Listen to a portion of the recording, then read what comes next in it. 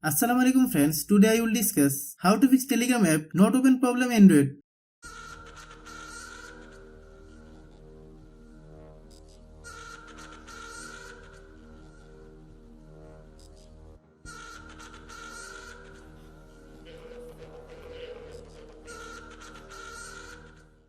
Click settings.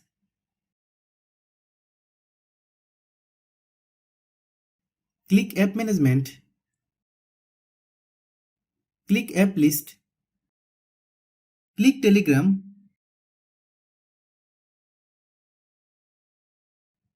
Click storage use. Click clear data. Clear Telegram cache. Clear local database.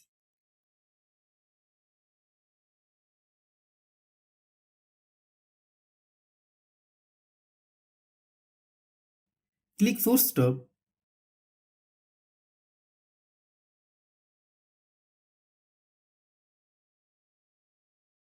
Then open Google Play Store. Then search Telegram. Click Telegram. If you get any update, please update. Then open app.